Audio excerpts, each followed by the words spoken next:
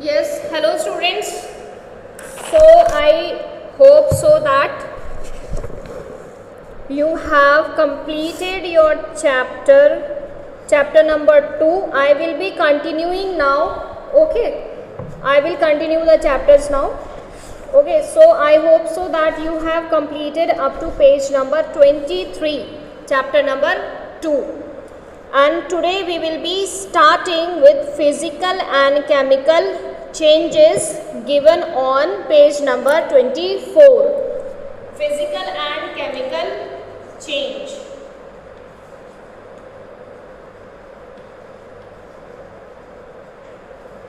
Physical and chemical change. Okay, now what are the physical changes and what are the chemical changes? In this chapter we will study about it. Physical changes are those changes in which there is a change in the physical appearance. Okay, जिसमें आपका physical appearance में change हो. These changes are your temporary changes. ये आपके temporary changes होते हैं. Another one is in this physical change कोई नया substance form नहीं होता.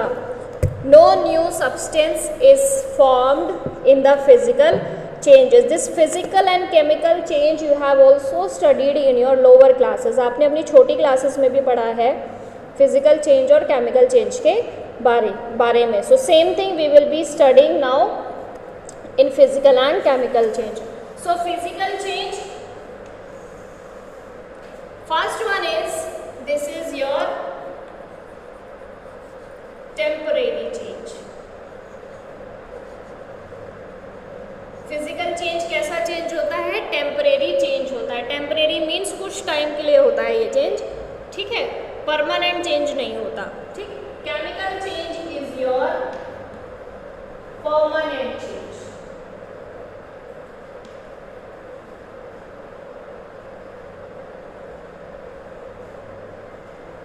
ओके, सपोज अगर मैं एग्जांपल लूँ, आप लोग जैसे मम्मी किचन में रोटी बनाती है, रोटी बनाने के लिए वो लोई बनाती है, ठीक है. लोई बनाने के बाद उसको बेलते हैं, रोल करते हैं, तो वो रोटी की शेप में आ जाता है. आप रोटी को दोबारा से क्या कर सकते हो? रोल कर सकते हो, दोबारा से आप उसकी लोई बना सकते हो. तो ये कैसा चेंज होगा? ये आपका फिजिकल चेंज है. मतलब कैसा है? टेम्परेरी चेंज है. अगर मैं परमानेंट चेंज या केमिकल चेंज का एग्जाम्पल लूँ, सपोज आपने देखा होगा रोज़ आपके घर में दही जमाई जाती है ना. दही किससे जमाई जाती है? दूध से जमाई जाती है. दूध में आप क्या करते हो? थोड़ा सा खट्टा डालते हो, थोड़ा सा दही जमाते हो, और किस में चेंज हो जाता है? वो दही में चेंज हो जाता है. क्या अब आप उस दही से, कर्ड से दोबारा से मिल्क बना सकते हो? Can you change that curd into milk? दोबारा से क्या आप उसे चेंज कर दोगे? नहीं कर सकते, है ना. तो ये क्या है? परमानेंट चेंज है, केमिकल चेंज. ठीक है. Next point in this is no new substance is formed.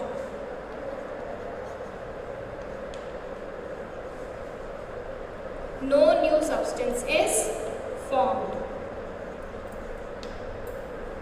And in chemical change new substances are formed. ठीक है. इसमें आपका कोई नया सब्सटेंस फॉर्म नहीं होता. केमिकल चेंज में आपके न्यू सब्सटेंस फॉर्म होते हैं. अभी मैंने आपको एग्जांपल लिया था, रोटी वाला एग्जांपल लिया था. आपने लोई बनाई, लोई को बेल दिया, तो वो भी क्या है? रोटी तो है, नया सब्सटेंस तो बना नहीं, है ना, क्योंकि प्रॉपर्टी क्या है उसकी? सेम है. आटा क्या है? सेम है. हाँ, पर आप रोटी को तवे पे सेकोगे तो न्यू सब्सटेंस फॉर्म हो जाएगा, मतलब उसकी प्रॉपर्टी चेंज हो जाएगी. ठीक है. ऐसे ही आपने मिल्क से क्या बनाया? दही बनाया. तो मिल्क से क्या फॉर्म हुआ है? न्यू सब्सटेंस फॉर्म हुआ है ना. इसीलिए क्या है? Chemical change. This one is reversible. इसे आप रिवर्स कर सकते हो. ठीक है. And this change is your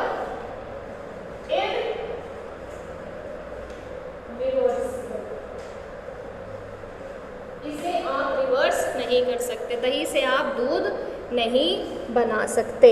suppose if I take more examples, burning of paper, paper को आप जलाओ, बर्निंग ऑफ पेपर और फोल्डिंग ऑफ पेपर। एक तो आपने पेपर को फोल्ड कर दिया, जब आप पेपर को फोल्ड करोगे रहेगा तो वो पेपर ही आप उसे दोबारा से खोल लो, है ना। पर अगर मैं पेपर को जला दूँ, ठीक है, तो उससे क्या फॉर्म होगा, ऐश, राख फॉर्म होगी। क्या उस राख से हम दोबारा पेपर बना लेंगे, नहीं बना सकते ना। तो वो क्या है, केमिकल चेंज है, उसमें न्यू सब्सटेंस क्या फॉर्म हुआ है, ash, and it is irreversible. Understood? Suppose if I take few examples of physical change and now few examples of chemical change.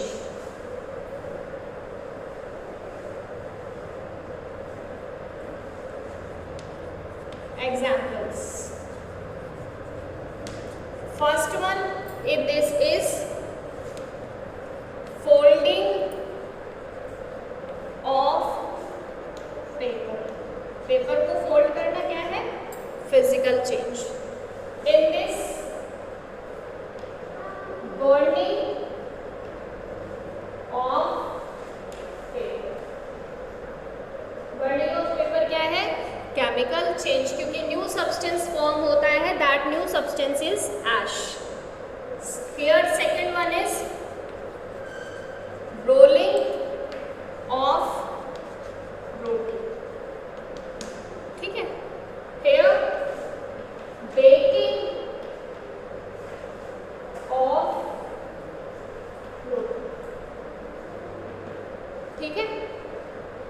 Another physical change, growing of tree, tree grow कर रहा है, physically change हो रहा है, chemical तो change नहीं हो रहा है ना।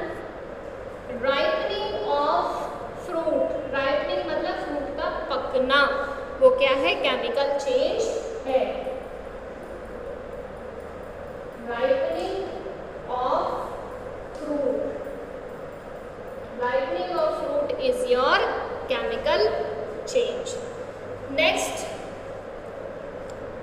what else can be the physical change?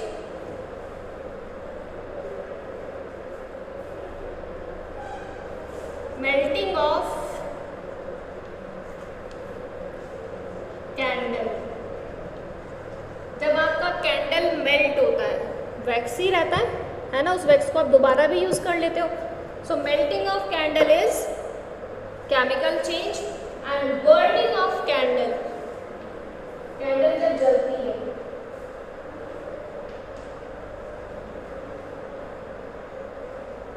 Burning of candle is your chemical change, क्योंकि जब कैंडल बर्न करती है तो हीट प्रोड्यूस होती है, लाइट प्रोड्यूस होती है, और जो उसमें विक होती है वो किस में चेंज हो जाती है, ऐश में चेंज होती है ना।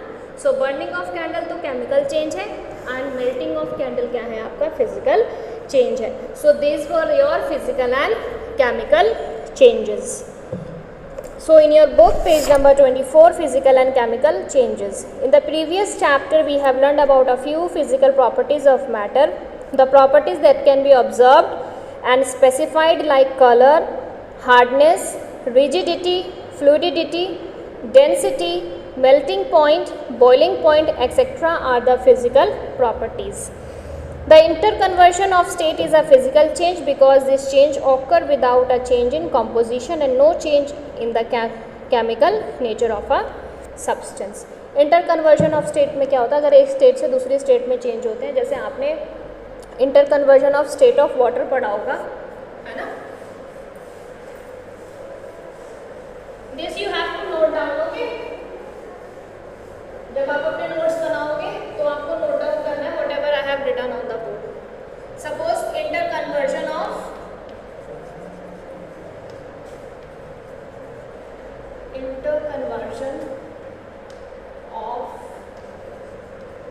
state of matter.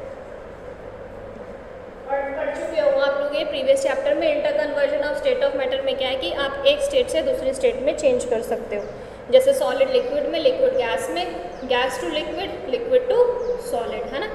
उसको इंटरकन्वर्जन ऑफ स्टेट बोलते हैं। Suppose I have taken ice, then water, then steam. Steam से फिर क्या बन जाता है? वाटर। वाटर से फिर क्या चेंज हो जाता है? आइस। आइस को जब आपका जब आइस मेल्ट होता है तो वाटर में चेंज होता है। वाटर को जब आप हीट करते हो तो वो स्टीम में चेंज होता है। स्टीम को जब आप कूल करते हो तो वो वाटर में चेंज होता है। और वाटर को जब आप फ्रीज करते हो तब वो किस में चेंज होता है? आइस में चेंज होता है ना। पर एट लास्ट ये सब कौन किस चीज़ से बने हुए हैं? वाटर से बने हुए, H2O से बने हुए। Formula of water is H2O। सब किससे बने हुए हैं? H2O से फॉर्म हुआ है। Formula of ice is H2O। Formula of water is H2O। Formula of steam is H2O। क्या इसके कॉम्पोजिशन में चेंज हुआ?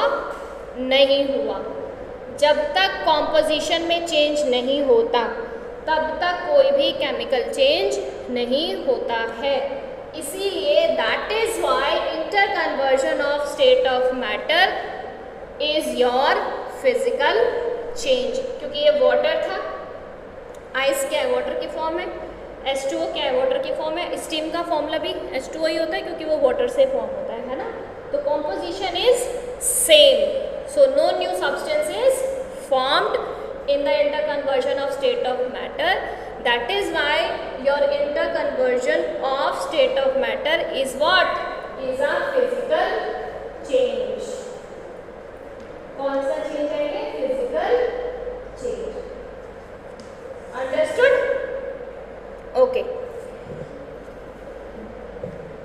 Both water and cooking oil are liquid, but their chemical characteristics are different. आपका water भी liquid है, oil भी liquid है, पर कैरेक्टरिस्टिक्स तो दोनों की अलग अलग है ना। ऑयल आपका कैसा होता है? स्टिकी होता है ना।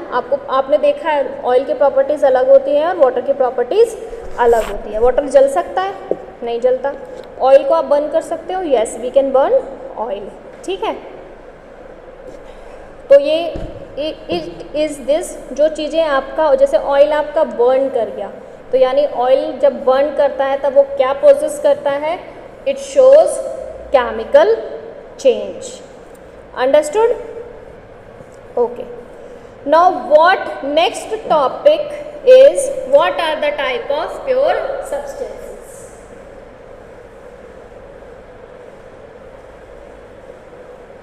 Okay, I think we should finish it up to here only.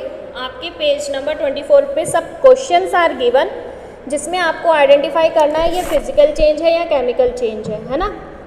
जैसे आपका फर्स्ट वाला cutting of trees. Cutting of trees क्या है? Physical change. Melting of butter.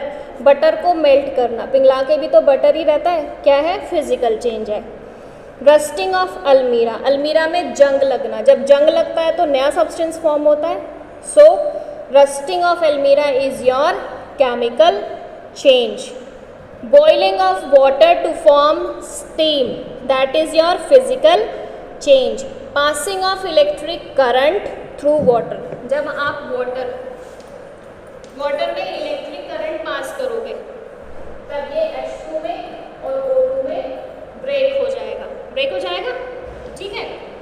अब इसकी प्रॉपर्टी अलग है, हाइड्रोजन की प्रॉपर्टी अलग है, ऑक्सीजन की प्रॉपर्टी अलग है। ठीक है। वाटर की प्रॉपर्टी अलग है, हाइड्रोजन की प्रॉपर्टी अलग है, ऑक्सीजन की प्रॉपर्टी अलग है। अब जब इनकी प्रॉपर्टीज अलग होगी तो यानी ये कौन सा चेंज है? This is your chemical change. ठीक है। So this is your chemical change. Dissolving common salt in water. जब आप सॉल्ट को पानी में डिजॉल्व करोगे कौन सा चेंज है ये? It is your physical change. Making a fruit salad with rots fruits. Fruit salad बनाना, काट के फ्रूट्स बनाना। एप्पल में एप्पल का ही टेस्ट रहेगा, कुकुम्बर में कुकुम्बर का टेस्ट रहेगा। So that is your physical change. Burning of paper and wood, that is your chemical. Paper और वुड का बर्न करना आपका क्या है? केमिकल चेंज है। So understood? Okay. Next topic, that is what are the types of pure substances. This we'll do in next lecture. Okay students, so thank you and have a nice day. Okay.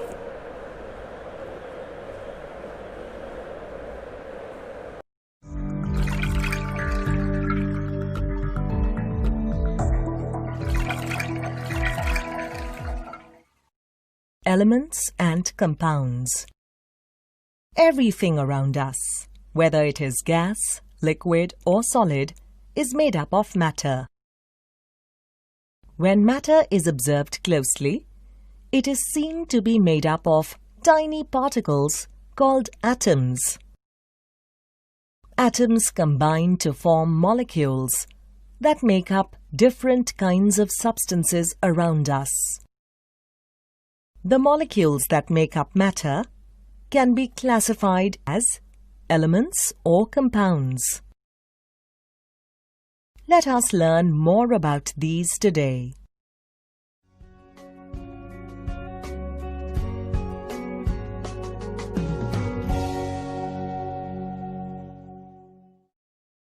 Let us use some colored beads to understand how elements are different from compounds. Consider the yellow beads as oxygen atoms, the red beads as hydrogen atoms, and the blue beads as carbon atoms. Let us try to make an oxygen molecule, a water molecule, a carbon molecule, and a carbon dioxide molecule using these atoms. You know that one oxygen molecule is made up of 2 oxygen atoms. So here we go, 1 and 2 oxygen atoms put together, and we have an oxygen molecule. Now the water molecule. One water molecule is made up of 2 hydrogen atoms and 1 oxygen atom. So we need 1 yellow bead and 2 red beads to make 1 water molecule. This seems interesting. Let us continue to make the carbon molecule and the carbon dioxide molecule. 1 carbon molecule is made up of 2 carbon atoms. So here is 1 and 2 put together, and we have a carbon molecule. The carbon dioxide molecule, on the other hand, is made up of 1 carbon and 2 oxygen atoms. So here is 1 molecule of carbon dioxide. Here are all molecules we have made so far. Do you notice that the molecules of oxygen and carbon are made up of only 1 kind of atoms?